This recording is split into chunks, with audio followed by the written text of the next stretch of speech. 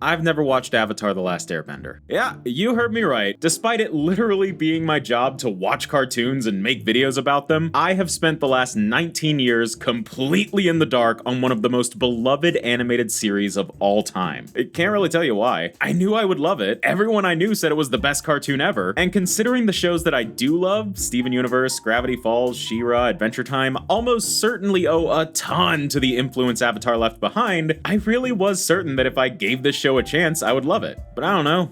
I just kept putting it off. Got lazy, I guess. That is, until back in February, as we got closer and closer to the release of the new live-action Netflix adaptation of Avatar. You know, it's not every day a cartoon gets remade. Yeah, well, I was gonna say in live action, but really at all? Cartoon series remakes just don't happen. Yeah, sometimes you might get a movie adaptation or a reboot that takes things in a new direction, but a whole new show meant to just retell the same story is a bit of a new one as far as I know. And in all the lead up to this show dropping on Netflix, I just got this sneaking suspicion that they were gonna mess it up. I don't know, call it a hunch, but I just felt like this whole thing was gonna go poorly. As if there was some kind of big lesson from a past mistake just not being learned. But the only way I was gonna know for sure is if I watched the original series. So after nearly 2 decades of being behind the times, I finally sat down, watched Avatar, and dang it, everyone was right. Avatar is an absolutely incredible show. It's basically perfect, and I don't say that lightly. I don't even consider Steven Universe to be basically perfect, and that's my favorite show ever. But first, I gotta give a huge shout out to the sponsor of today's video, Bespoke Post. You guys have heard me talk about Bespoke Post before. Bespoke Post is the free-to-join monthly membership club that will send you one of their signature boxes of awesome filled with top-shelf goods from under-the-radar brands. In fact, 90% of the products come from small brands, many of which are based right here in the US. This time around, I decided to check out their Switchback box, which came packed with a ton of really nice outdoor gear. We had a little knife, a fire starter, this emergency light, a wicked-looking military compass, and the best part of it all,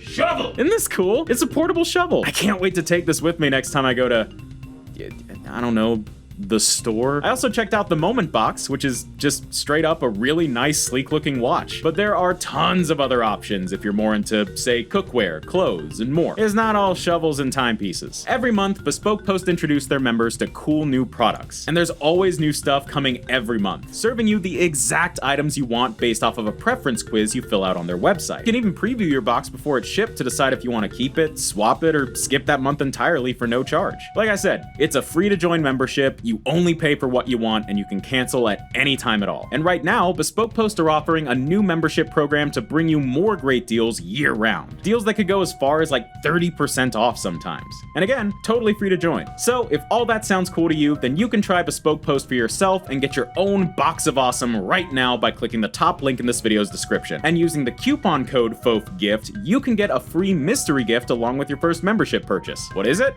I don't know. So again, that is bespokepost.com/FOFGIFT and coupon code FOAFGIFT. Or just click the link in the description to sign up for Bespoke Post now and get a free mystery gift along with your first box. Major thanks to Bespoke Post for sponsoring, and now, back to Avatar. But hey, I can't be the only person out here who pointlessly avoided an amazing show for an obscene amount of time. So if you haven't seen Avatar, or if for some reason you've never even heard about it until now, sorry to break the news, here's the basic rundown. Avatar: The Last Airbender is a Nickelodeon cartoon that ran for 3 seasons between 2005 and 2008. It's all about people who can control the elements through something called bending. There's firebenders, earthbenders, waterbenders, and airbenders. And then there's one singular person in the entire world who can bend all 4 elements. That's the Avatar. The show follows the latest Avatar, an airbender named Aang, that wording felt familiar, as he learns to master the other elements to stop this 100-year war being waged by the Fire Nation against,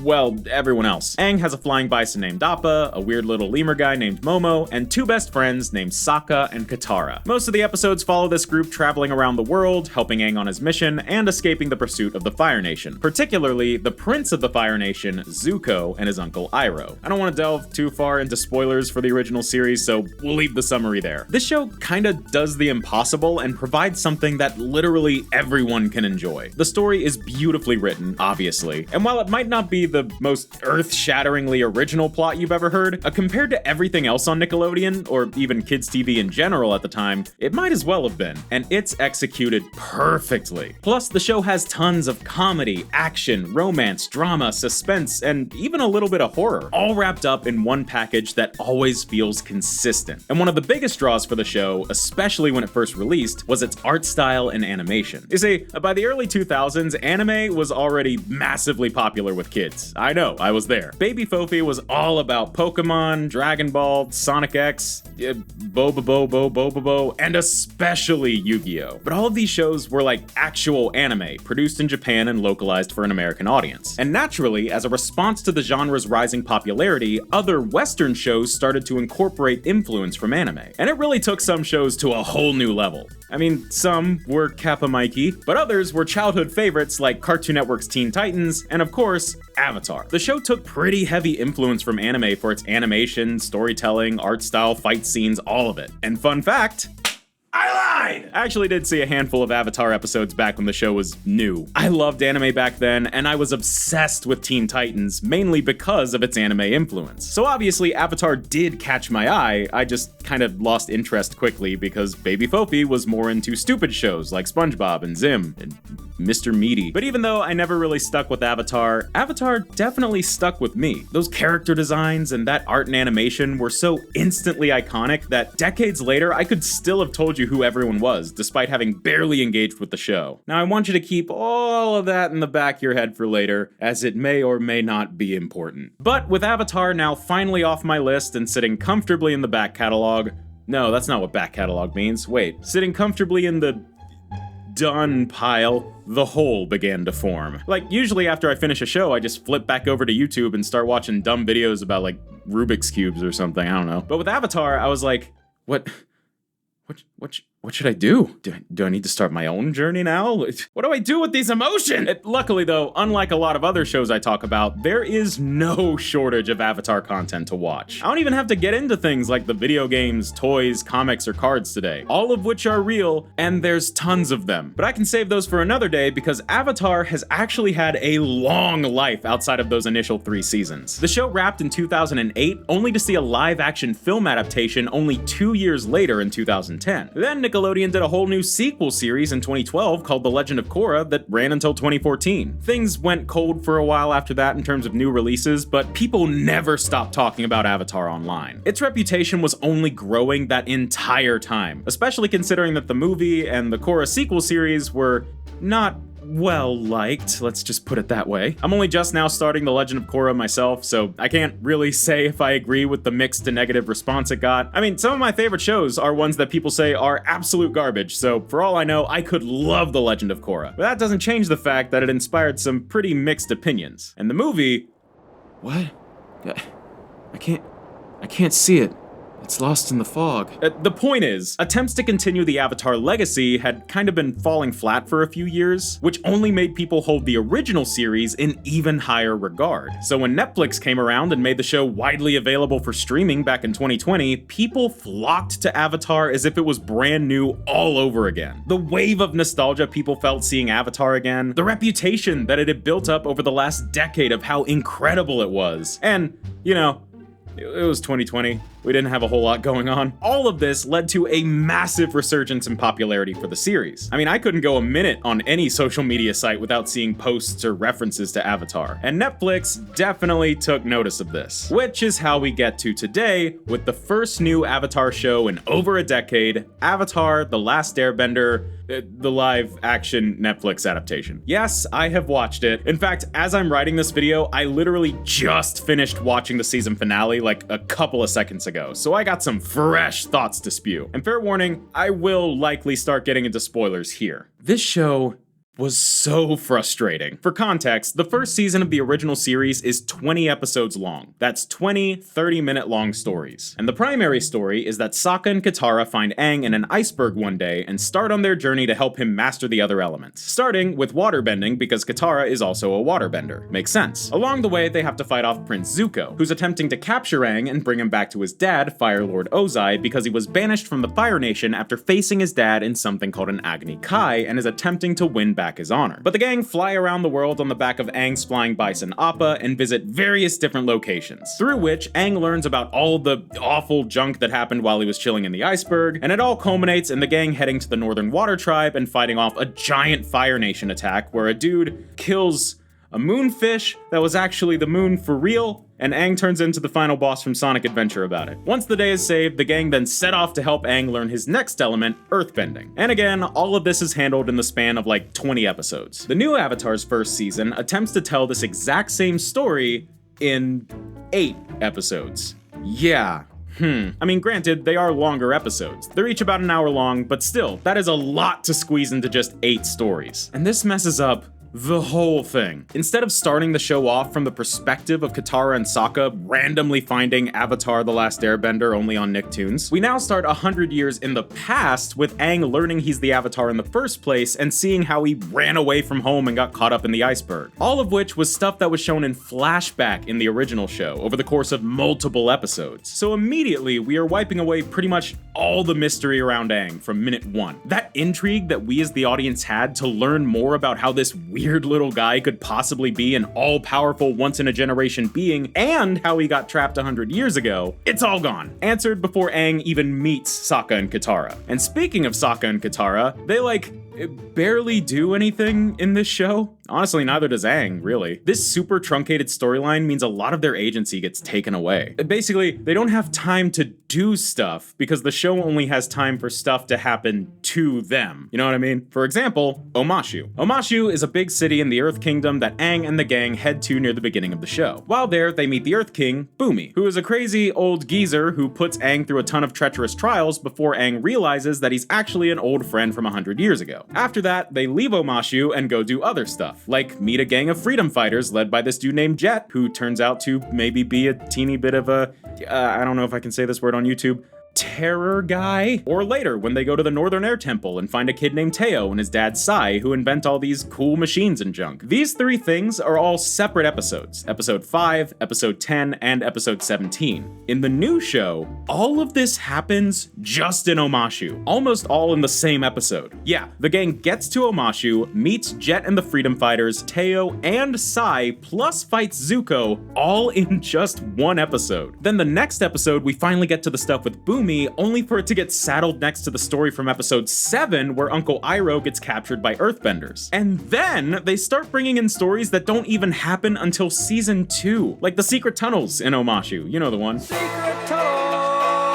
All in the same episode. So not only is everything kinda happening all out of order, not only is everything sorta happening all at once, but it also means that none of these individual stories are allowed to actually breathe or build up properly. Like I said, stuff just keeps happening to Aang and the gang, leaving them no time to actually do anything. A prime example of this is just how everything is exposition in this show. The vast majority of this show up until like the very end is just people sitting and talking, just spouting exposition so that people can be told what's going on instead of seeing what's going on. Even when the show does break out into a kind of cool fight scene, it is intercut with way too many, way too long exposition dump scenes of one character just talking to another. It's a lot of telling and not a lot of showing. Also, Aang doesn't even learn to waterbend in this season. You know, the story of book 1 that's called water? Aang spends so much time just dealing with the stuff that pops up and then running around to ask previous avatars what he's supposed to do that he barely ends up doing anything. So he fails to do the singular thing he's meant to do in this story, which is to learn waterbending, leaving the poor dude with little purpose in the show at all. And unfortunately, by extension, Katara is even worse. The original Katara is a smart and driven character who, even if she likes to follow the rules, knows when she needs to be rebellious for the sake of the mission. And she displays a real drive to want to help fight against the Fire Nation. Meanwhile, this new Katara is written with basically none of that personality or agency. See, in the original, Katara learned more advanced waterbending through a scroll that she stole from a group group of pirates. The show treated this as actually kind of a big moment for Katara's character, like she was coming out of her shell or something. And we see her gradually getting better at bending over the course of the season, even if Aang is learning more quickly. All of that so that when the group land at the Northern Water Tribe and Katara is told that she's not going to be allowed to fight or be taught waterbending by the tribe's bending master, and she gets rightfully pissed off, we as the audience know that she's going to be able to hold her own, prove the bending master wrong, and be allowed to train with him. All because she put in the work herself, and we saw her doing so. This Katara, completely different story. She doesn't steal the waterbending scroll, it's gifted to her by her grandma in episode 1. So no agency or character building there, great. And once we see her master the water whip move in Omashu, the show just decides we don't need to see her practice her bending anymore. A few episodes later, she just randomly pulls out these extremely advanced bending moves that we've never seen before for a singular scene before getting written out of the show for like 2 episodes straight. Then, when she fights the waterbending master in the north, she's suddenly just an absolute pro. Again, doing stuff that we have never even seen her attempt until this moment. She mastered waterbending entirely by herself, off screen. And then after the fight, it's decided that she doesn't even need to train with the waterbending master. She's just already got it. And apparently we didn't need to see any of that progress. Who cares if she could barely water whip 4 episodes ago, and in 2 of those episodes she was literally unconscious the whole time, trapped in the spirit world where bending doesn't work. Yeah, so not only does Aang not learn a single shred of waterbending this entire season, despite traveling with a waterbender who's clearly a child prodigy, and despite meeting a waterbending master in the north, but Katara's entire journey learning to bend is also not even deemed worthy to show. Great. Hooray. You starting to see what I'm talking about here? This show is absolutely deprived of character and personality. The characters have no agency, we barely get to spend time getting to know them, the show has a weird obsession with splitting them up, and every individual episode is far too overstuffed with stories from like 3 original episodes to have any room to breathe. Like this sentence. Oh my god. Plus, because this is the grown-up, dark, and mature version of Avatar, no one has fun.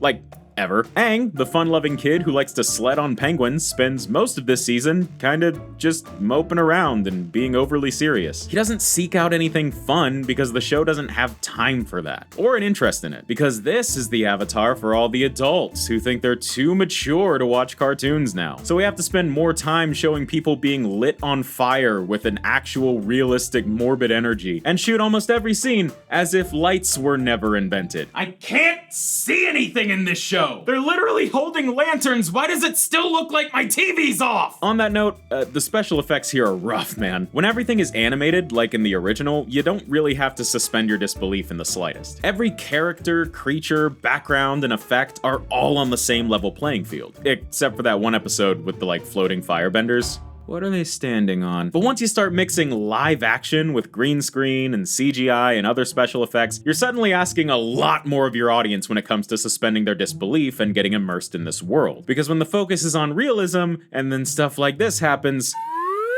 you're gonna lose a lot of people. I don't actually have a thing in mind to show here, but I am sure I can find one. I mean, I was just complaining about how dark everything is, but most of the show is shot in low light, probably because when you see the green screen effects on full display, it looks not great. And Appa, oh god, what did they do to my boy? Man, all those poor artists and animators. I can tell they're trying their absolute best here. I mean, the bending does look pretty great, but you can just kind of tell that they were not given the proper, like, time or budgets to make this stuff look not like a music video from 2002. I guess that explains why Appa and Momo are barely even in the show to begin with. Yeah, Appa, basically the gang's home base. The entire reason they are able to travel in the first place, and he's not really in the show. I mean, technically he is, but like only when he is absolutely 100% necessary. Probably because it was too expensive to put him in. But taking away the gang's home base like that is another reason that a lot of the stories feel disjointed and rushed, and like we never really get to spend time with the characters. But okay, let's slow down here for a second. If I get any deeper into this, we're gonna have to start bringing out the CinemaSins ding sound after every sentence. So let me be real.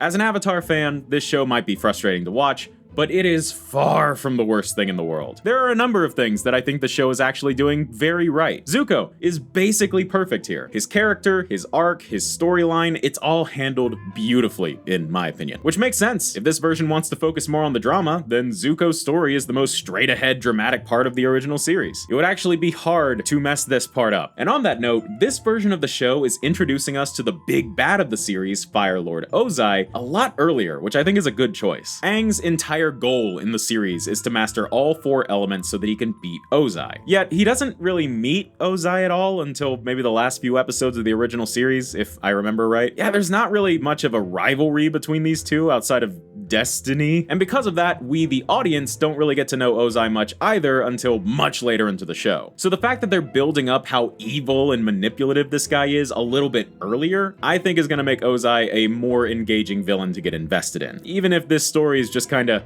adding to the clutter here. And when the show does finally get to the season finale, I think they kinda nailed it. In pretty much every aspect, I think they handled the Northern Water Tribe battle perfectly, which is great, but all the spectacle isn't really earned when it's built on a show with no real character or substance. Whatever. Overall, if you want to watch Avatar, just watch the original. In my opinion, and most people's opinion, I think, it is so much better than what we're getting here in live action. However, I don't think the live action show is completely terrible. It's got some merit, even if it's mostly in spectacle and novelty, and one thing that it does have right now is the potential to get better over time. Like, I have no idea if anything will actually come of this, but plenty of people have been making their thoughts known about this show as soon as it came out, so maybe the feedback will be taken, maybe the show will improve, maybe they'll add some more fun back into it, I don't know. I mean, it is just season 1. We could see a lot of improvements by season 2 or 3, or I have no idea how long they wanted this thing to go, but it has that potential to improve. Unlike the movie. No. So this is Avatar: The Last Airbender, the movie, infamously directed by M. Night Shyamalan and released back in 2010. I have never seen this movie, but I have seen a number of videos about it. The reputation this thing has had over the last 14 years, I think, is abysmal. I may not have watched Avatar up until recently, but I have known just how hated this movie is for years. And I don't think we can wrap up a video about Avatar becoming a real boy without watching the first attempt. Huh. Okay. That was interesting. I'm not sure if this is gonna be an unpopular opinion. That wasn't all that worse than the Netflix series? Let me explain. The Avatar movie is bad. It's disrespectful to the source material, it's overly serious and boring, and in some cases, genuinely embarrassing. But having just watched this and the Netflix show back to back, I was surprised at how not that offended I was by this movie. Like, I don't know, man. With how this had been hyped up as such a shameful disgrace to the franchise over the last, decade plus, I kind of expected a more big betrayal of the original story. But no, this is still Avatar Season 1. It hits all the most important plot points with little to no changes. Besides, changes in quality. Just like the Netflix show, it feels rushed, relies way too much on telling instead of showing, sucks out all the fun and personality from both the story and the characters, and is ultimately just kinda boring. The most obvious and egregious problem is this baffling thing where they get half the main characters' names wrong. Aang is now Ong, Iroh is now Iro, and Sokka is Sokka. That's the one that really gets me. At one point, they brought up Zuko's Agni Kai, but the character called it an Agni Ki. Heck, sometimes they don't even say Avatar right. They pronounce it Avatar. Are you the Avatar, Ong? As if they think the word Avatar has to have the same vowel sound as Aang's name. So when they decided to call him Ong, they were like, oh, crap. Whatever. And of course, that's annoying. It immediately gives the movie this really unlikable energy. Like it actively doesn't give a crap about honoring the original. And that continues into the characters themselves. A lot of them don't look the part at all. Zuko and Iroh don't look anything like the cartoon. I would say they act more or less the same, but the look is so off that it's just distracting. Fire Lord Ozai doesn't look menacing at all. It kind of just looks like your boss. And then there's Sokka and Katara. And yeah, the only thing I'm gonna say here is just spot the difference. I'll give the movie this. Katara is a little closer to the original character here. She's still not written particularly well, but she actually has that drive to fight and takes action a decent amount of times in this movie, making her feel a little more like Katara than what we got on Netflix. However, the trade-off here is Sokka. My god. Honestly, it's probably a good thing they got his name so wrong because this is basically an entirely new character. Chances are, besides the thing with the names, this is the most infamous failure of this movie. Sokka, our goofy, energetic comic relief character, is now the most stoic, serious, angst-ridden character you could possibly imagine. Just a complete 180, doesn't even crack a smile. And why would he? Live action is for adults! Jokes would just make this more fun, and fun is for babies. I'm so cool! And look, I get it. Sokka cannot be easy to translate to live action. So many of his jokes and so much of his voice performance is informed by the fact that he is an exaggerated animated character. You can't really translate that into live action without it being extremely cringy. The Netflix Sokka is not great, but he does still have his moments, and by the end, he feels more or less like Sokka, a very dulled down version of Sokka, but fine. The movie Sokka really is just a different dude altogether, so I get it. You can't really do Sokka in live action. But if you can't do it, then why are you doing it? And what's worse, at no point in this movie do Sokka and Katara feel like Aang's friends. They feel more like Aang's, I don't know, disciples? Especially with that really weird last scene where everyone bows to Aang, including Sokka and Katara, and then Aang just gives this like really weird, awkward face, like this is the amazing digital circus or something. I don't know. I don't like it. It feels kind of weird to harp on the special effects for a movie as old as, well, this YouTube channel, but I thought it was interesting that Appa looked terrible in both adaptations, but the green screen stuff was better in the movie than on Netflix. Weird. The bending looks fine from a technical level, but wow, is it underwhelming. Every time someone bends, it just looks so small and weak. You've probably seen this clip before, but it is such a perfect example of what I'm talking about. This is like 6 or 7 earthbenders just really giving it their all to gently float a singular rock over to the right. A rock that, I don't know, I feel like you could have just picked that up with your hands. Considering what the bending is supposed to look like, this is just flat out embarrassing. But I mean, other than that, like I said, this is still the Avatar story. The only major difference to like the sequence of events is that once the battle starts at the Northern Water Tribe and the Moon Spirit gets killed, Aang doesn't go into the Avatar state to form that giant water monster. He just kinda wanders around with a headache for a minute while the problem gets immediately fixed like a minute after it started. Aang does enter the Avatar state a little bit later, but all he does is just slowly and calmly lift up this big wave, and then just as slowly and calmly set it back down. And for some reason that makes the Fire Nation leave. Dumb. Boring. Bad change, bad movie. At the end of the day, Avatar is just lightning in a bottle. It was the perfect story, told in the perfect medium for said story, made at the perfect time. And any cynical attempts to recapture that magic is just kind of doomed to never live up to the original, especially in live action. Just watch the cartoon, man. But the one thing I will say about the Avatar movie is that at least Aang learns to actually waterbend in it. God, I can't get over that.